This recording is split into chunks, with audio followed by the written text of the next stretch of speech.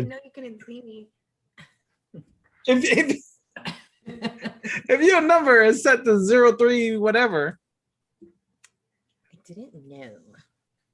If you can't see yourself, then something just happened.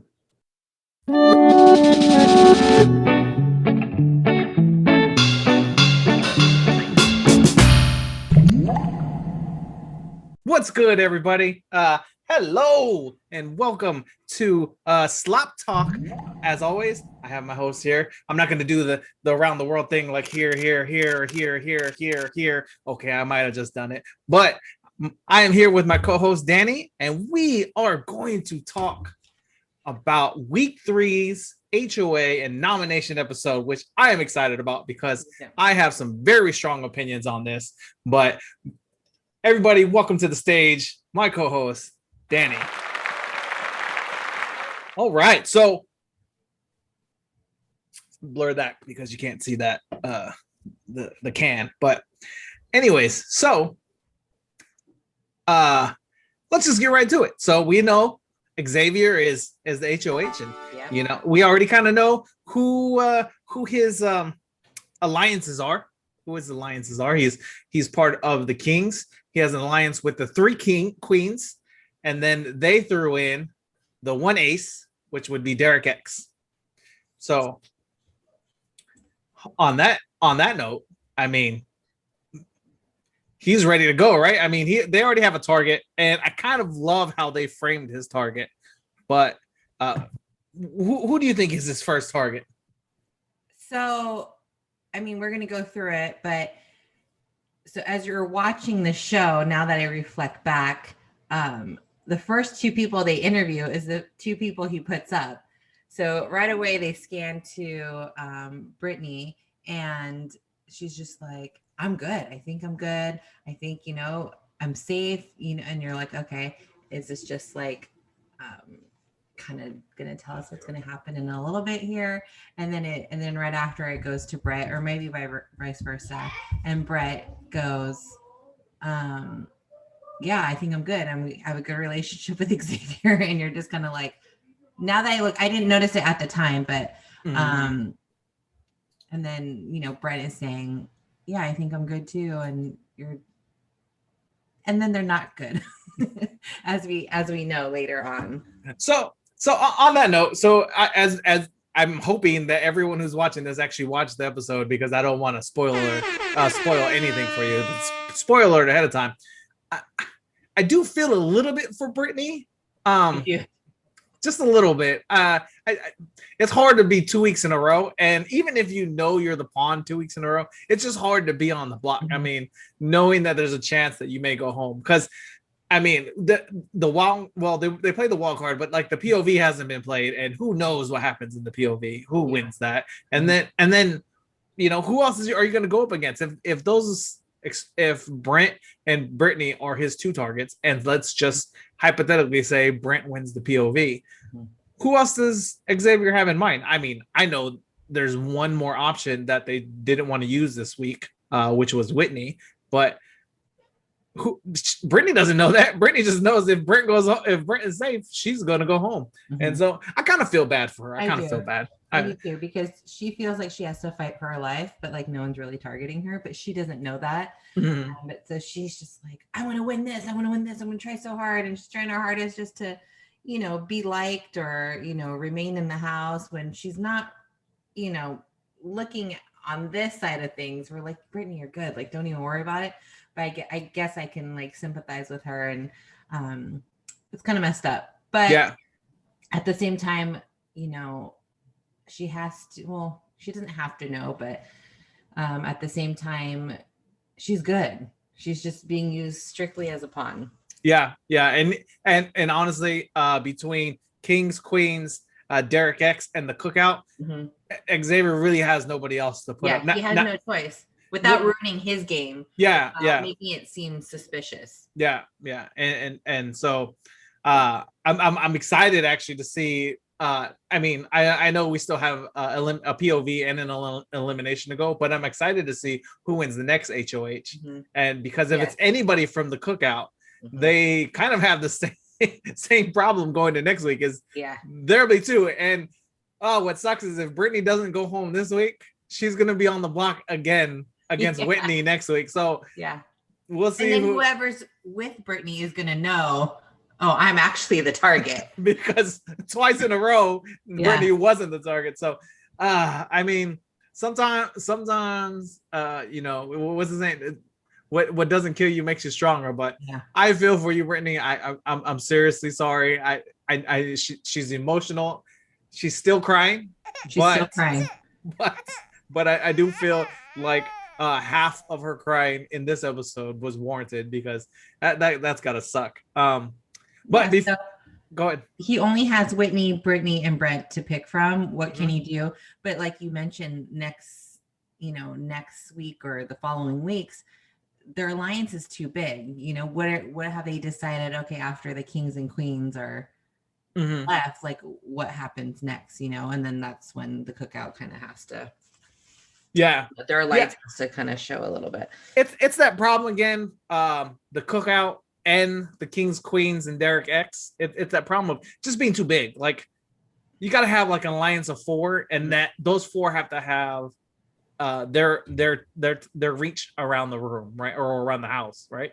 But you know, with the 7 or 8, or you know, even 6, I think might be a little bit too large. Just with how the teams are working. And if one person wins, their whole team is safe. You really can't have more than like 4. You definitely. It'll be interesting when that time comes. I don't know which week. I guess it depends how everything pans out. You don't want to be HOH that week when you have no one left. So it'll be interesting, and people are going to know, like, oh, they're going to start throwing comps, or they're going to throw the HOH, because they don't want to be that person that has to pick from their alliance. Yeah, speaking of throwing comps, we find out that Brent has actually been the target before the HOH competition, and DerekX and Hannah throw the Tom Green Big Brother Talks, or Tom Green Talks DB or something competition, just so that Brent isn't safe. And I loved how they showed it too, because like anyone could say like, oh, I threw that, and you're like, yeah, okay, I'm sure you did. But then you could see it on the they were like bragging, like, we got it wrong. I was like, what? Because the episode kicks off right from there, like right away after they do the recap, it just kicks off right away, like DerekX and Hannah throw the competition. What? You're like, wait, I had to look at it twice, like, oh no, they did throw it. And so they do this whole like Brent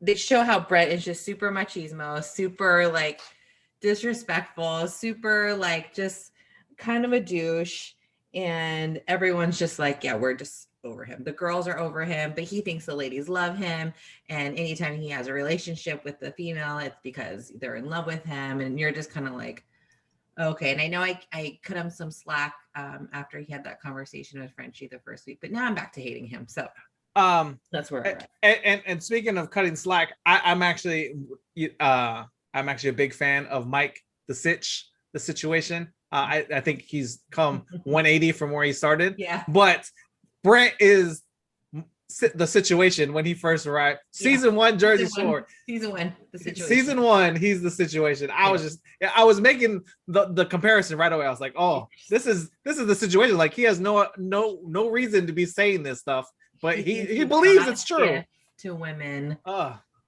And you cringe. I was just cringing to seeing all this stuff. I was like, he can't be that bad. You know, I know how some girls are just like, you know, they overdo it a little bit, but you're just seeing his cycle through all the females in the house, and you're just like, really? Why would you ever say that?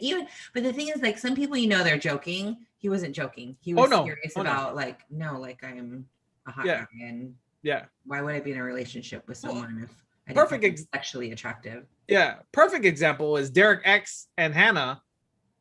They were talking about like prom. Will you be my prom date? And he was like, well, why don't we do Sadie's Hawkins, where the girl asked the guy, and then Hannah was like, yeah, will you go to the dance with me? And he was like, no, I'm good. Like, and then he starts laughing, right? Like, you could tell he was joking, like, no, I got something to do later. And like, you could tell he was joking around with her. Do you think DerekX is feeling Hannah the same way, or do you think is he more like friend zoning? I don't think he's feeling it the same way because because when he did the confessional and he was saying that he knew Hannah's kind of flirting with him, he wasn't saying it like he was ready for a showmance. He didn't have a glow to his face, like yeah, he was about it. Yeah, like Hannah was talking about DerekX, like she had a glow, she was like giddy, just like rosy cheeks and smiling. Although I think that's the way she does her makeup, but she was just like super smiling and just giddy about it. And he was just like, I know Hannah's kind of flirting with me, and yeah, who knows? Let's see where like. Yeah. I don't think he's really into it, but who knows? You know, I mean, they might flirt to the point where they become a showmance. But speaking of showmance, great transition.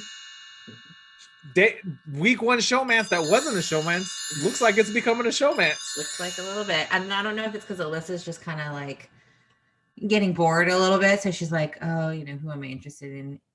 I guess like I'll just stick around with Christian kind of thing. But she does seem pretty into him. He seems pretty into her. And I think it was just a cute game how they were saying like, let's just play like how could we like turn each other off, you know?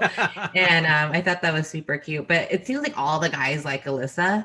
I don't know. She just seems super young to me. She just the comments that she makes and the excitement. She just acts like a little girl to me, which isn't a bad thing. But she really shows her age. And I don't know. But Christian's all about it. We'll see what happens. But she gave him a little smoocheroo like in the middle of the night. So yeah, a little bit one of those green lights night vision smoocheroos that usually commonly happen like mid game, not week 3, you know. So we'll see how that works. I mean, it's so early. So many people. There's still so many people that are going to get eliminated.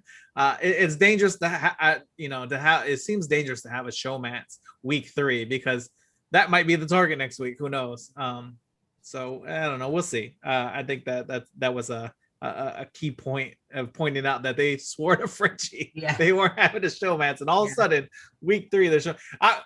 At the end, when everyone comes back, I would like to see what Frenchie has to say about that. I should have got rid of her. So and they said they were trying to go with the whole it's like a brother, like a sister vibe, but you know, it could. You can only do that for so long. And then so a lot of stuff going around the house, you know, obviously it's going around that nobody likes Brent, but then they get to the wildcard comp. And first off, I got to clap for the aces because they actually pick somebody. Pick somebody. I was like, I swear, if they can't decide between Whitney and DerekX, I was like, I'm just gonna lose it right now. And I didn't think that Derek would want to do it just because he's been winning. But it's actually a smart move on his part, and we'll talk about how, you know, their plan unravels. But is actually, you know, and he knew Whitney was gonna be like, yeah, whatever you want to do. I mean, it doesn't bother me. Like, Whitney doesn't want to play. Whitney just wants to be there and try to win money and try to be a floater. And I think that's the route that's the game that she's trying to play. So DerekX, they try to plan the very strategic move on their part. Team Royal Flush, they're representing for Royal Flush, which is the kings and the queens, right?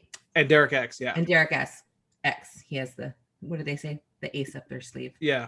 And so he's trying to play for Team Royal Flush, and Tiffany needs to win because Derek can't win. And then so Britini and Brent can be put up essentially. And Britini is probably still crying at this point, but she's like eager to go. She's eager to play. She's eager to win. And I've noticed that, side note, I noticed that Britini is only extra when the camera is on her. When the camera is on her, or when she's doing her interview, she's in the diary room, she's just like, come on. Ugh. She's very like emotional, and, you know, she pumps herself up. But if you watch her in the background and people are just talking, she's like, okay, cool. Yeah. Okay. That's like, she's not extra. So she's just kind of putting a game face up for the cameras, which makes me feel a little bit better because I know that she's not like that 100% of the time.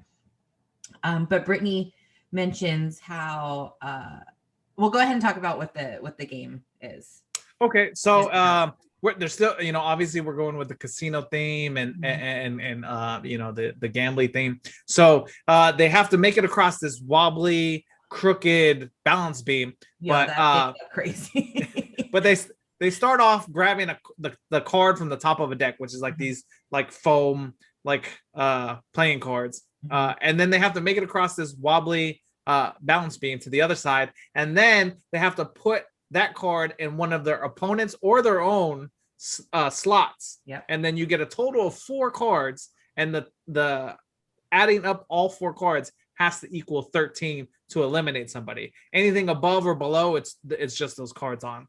And so DerekX knows he has to lose because that would save Brent, but he just is just like, I'm gonna help Tiffany win, because Britini can't win because that would make her safe, who is technically the pawn for this week also. And so Tiffany and DerekX make it across and are putting their cards in Britini's deck, while Britini is trying to figure out where to put her cards between the two. So she's already at a disadvantage because for every card she puts down, 2 is going in. So she has 4 cards by the time everyone makes it across twice, which is a little sad. But she immediately figures it out because she sees like, I put 1 card in and now there's 3 on my side. Would you be that obvious though? It's hard when you're playing a game like that. It's hard to just try to be like, play it cool, don't let it be. But everyone else in the house even noticed like, oh, I see what you're doing. You know what I mean? Yeah.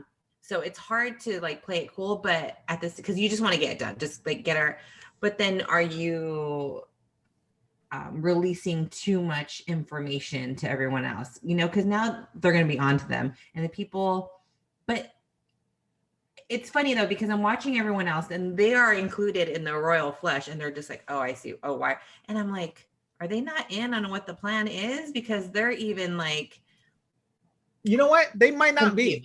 It might have been just between Tiffany and DerekX. Because they're just as shocked, I feel like. And Britini talks about how, oh, this is where my dance and gymnastics and my martial art background comes in. I'm like, is this the angle she's going to take on the show? And I've still been thinking about that. And, we talked a little bit outside of the podcast about Britini, and I'm trying to get through the podcast without talking about Britini's rapping, because we missed that entirely last week. But like, what angle does she think she's going to do with the martial arts? Like, okay, just imagine at the end, you're in the season finale, you're up against, I don't know, doesn't matter. And she goes and does her spiel. She's like, and I just want to let you guys know, I'm a dancer, gymnastics, professional, and I have a black belt in martial arts. And you guys didn't know that the whole time. And I got through this whole season without you guys knowing that. People are going to be like, who fucking cares? It's exactly what we said last week. Yeah. The martial arts thing, it's not a secret you need to keep. Like, you should, that if you need to tell people that, you should tell people that. It's not going to help your case at the end of the season. If anything, it just makes you interesting. It makes you engage with others, and people will want to talk to you and be like, oh, no way. Like, let's talk about that. The thing that she has going for her, and I forget all the time that she's on the spectrum, and I forget that all the time. But she does have a developmental disability.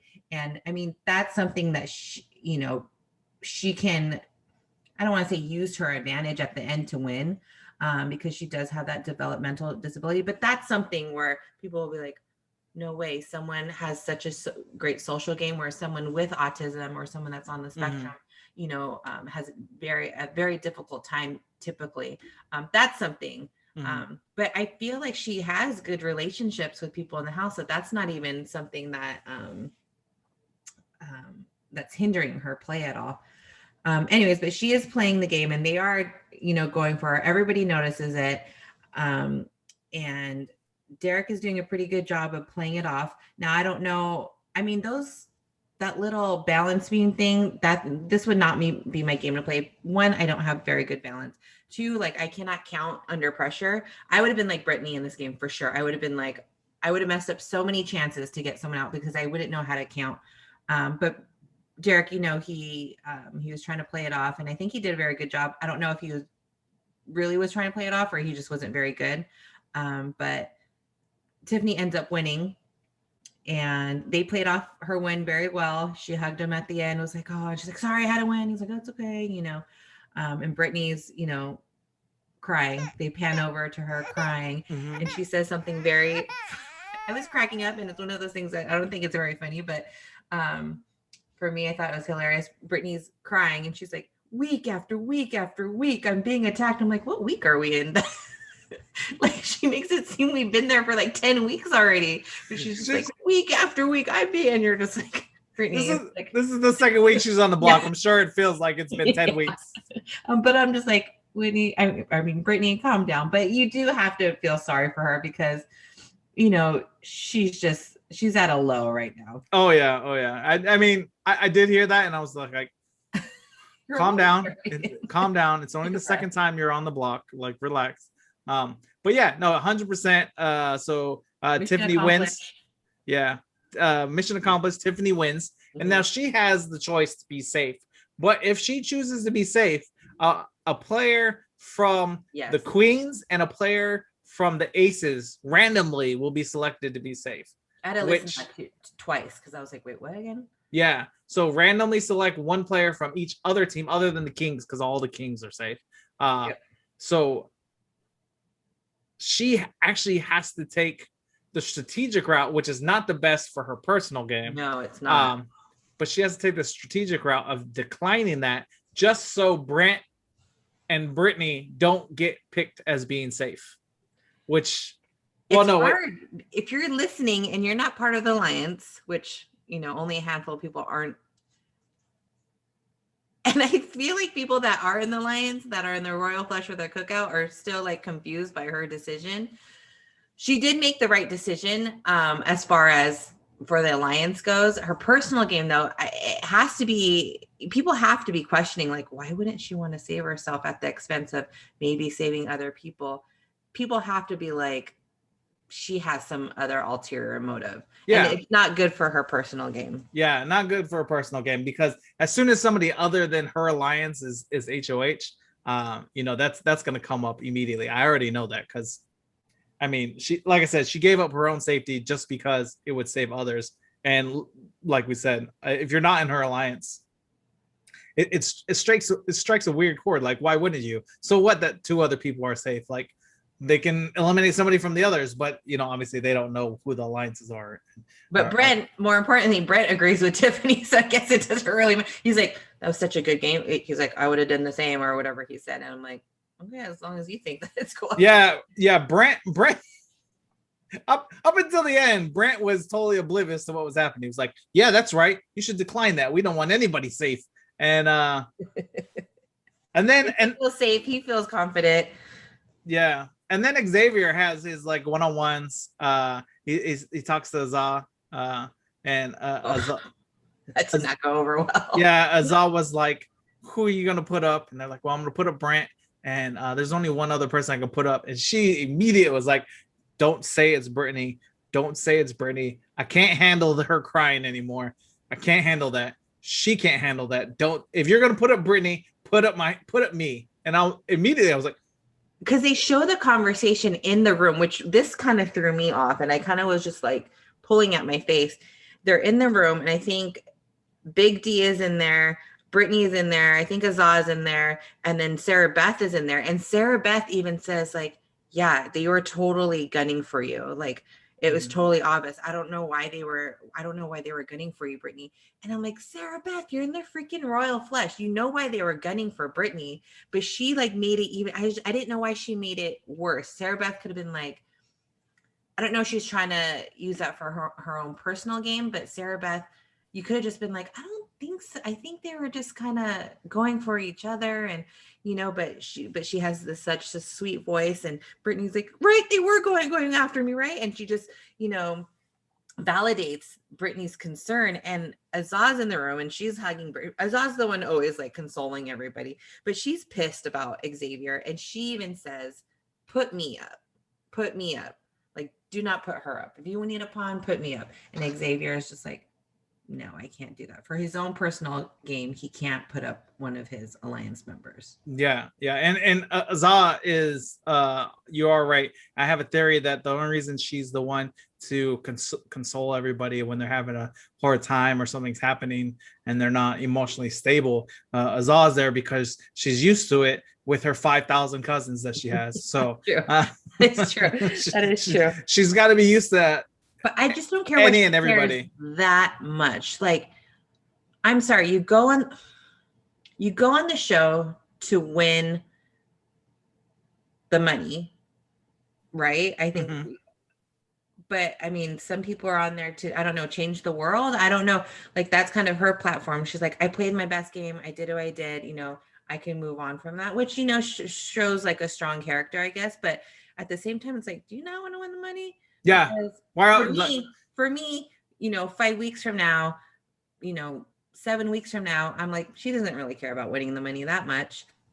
And it made me think, like, these people, does it change the way you vote for someone based on how much they need the money? And I think it does. Like, if you have someone up there that's a millionaire already, and then you have another person that's just like a single mom or a single dad, you're like, ooh, I kind of want to give him the money instead, you know? So it would be easy for me to eliminate Azah later on, knowing like she didn't really need the money. She didn't really care about winning, I guess, because she wasn't willing to sacrifice her own safety for Britini. I want to say that side of her makes it easier when the alliance has to dissolve, or like you're looking for the first person to eliminate from your alliance. She is the bottom of the totem pole. Yeah. Just because of that comment alone, you're like, well, you know, you were willing to throw this all away for Britini, who wasn't the target that week. You know, it obviously doesn't mean much. Yeah. So get over it. Yeah, because you played your best game, right? That's what you said. So now we get to Xavier having a conversation with Brent, and Brent felt safe all the way up into the moment that Xavier was like, he asked him to be the pawn. How do you feel about being a pawn? And immediately all his safeness out the window. He's like, no, man, you know I'm a target. Which Brent just rubs me the wrong way, because he is right. He is a bigger threat in the house. If you're going to, you know, list everybody on who's the biggest threat, he's definitely up there. He, you know, he's athletic, he's, you know, hungry. He, you know, so you know that he's on the list. And I get why he says like, no, I'll be at the target. Are you kidding me, man?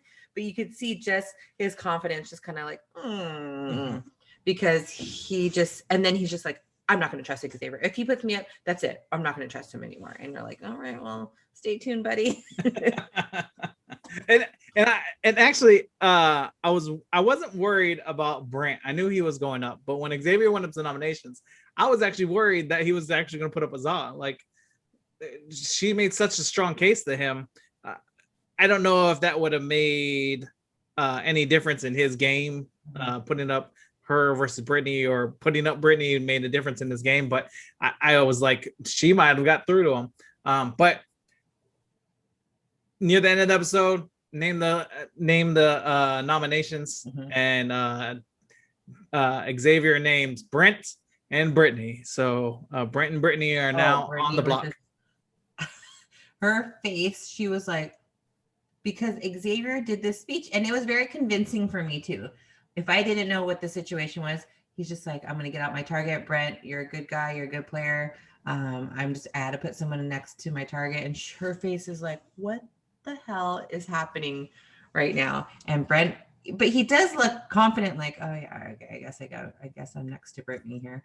And I think it is good for Xavier's game. If none of them win power of veto and the nominees remain the same, I think it is for Xavier's game along the line, because it's good for his resume. He could say, hey, on week 2, or I was able to, you know, but so and so and eliminate, and I didn't have to use my own teammate. You know, I was able to remain. I remain to have integrity, and so I think he can add that to his resume. We'll just have to see what happens, but everyone's just in shock.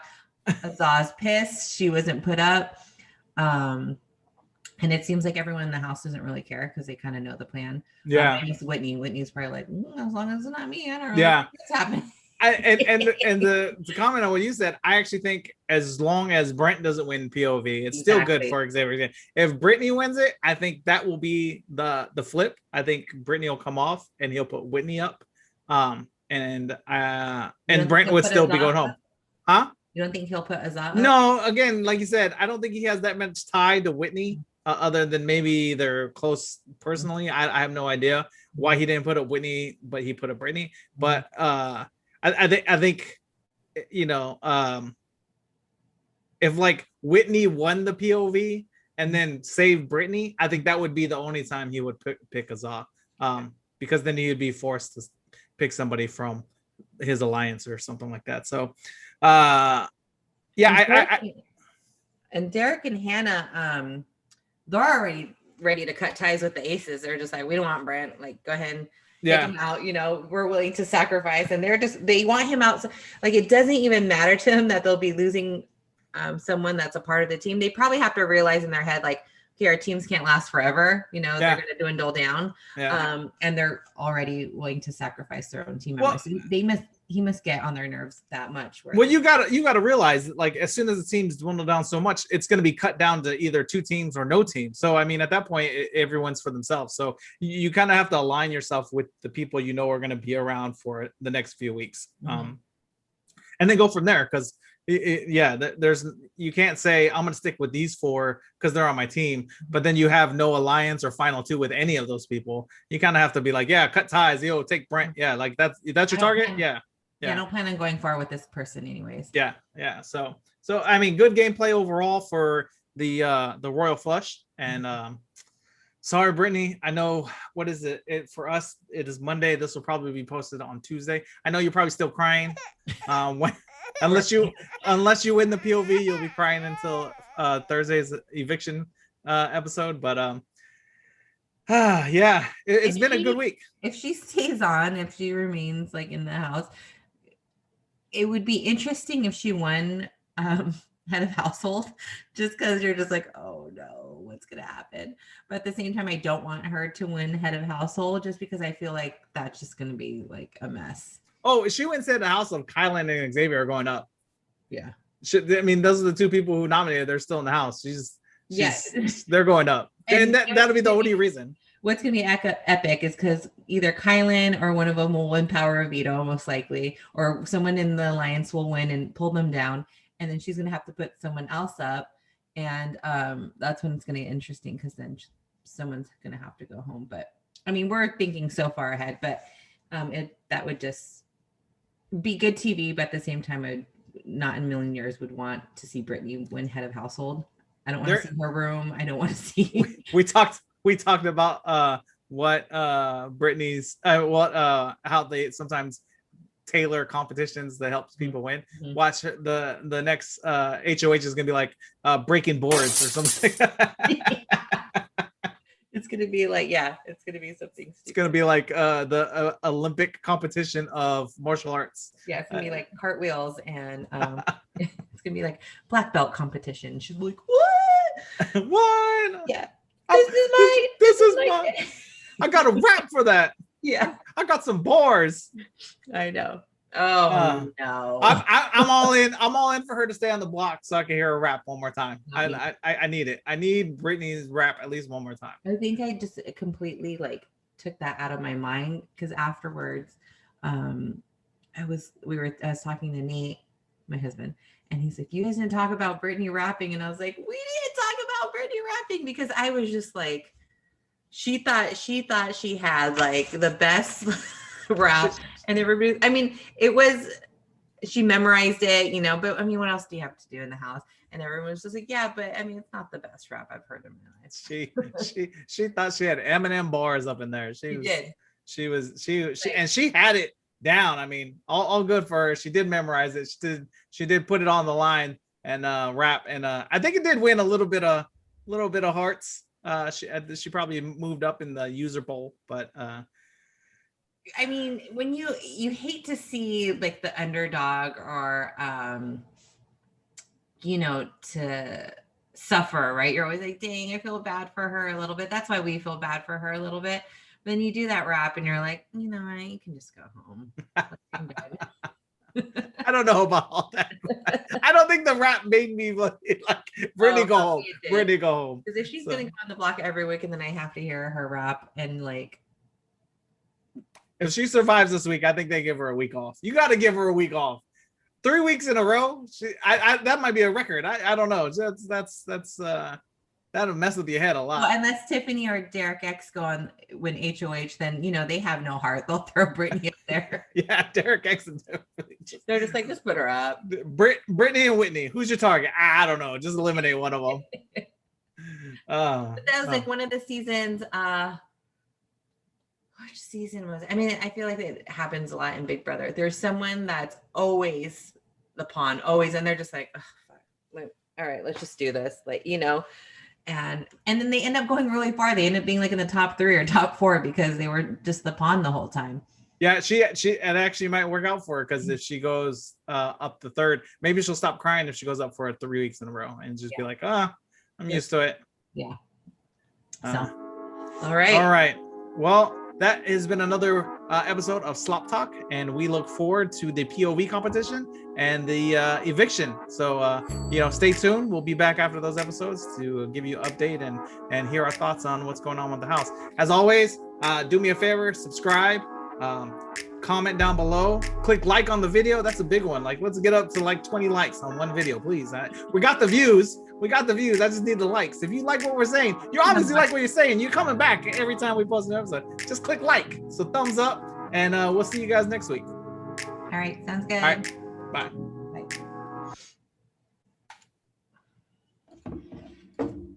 Oh, let me hit stop. Where's this?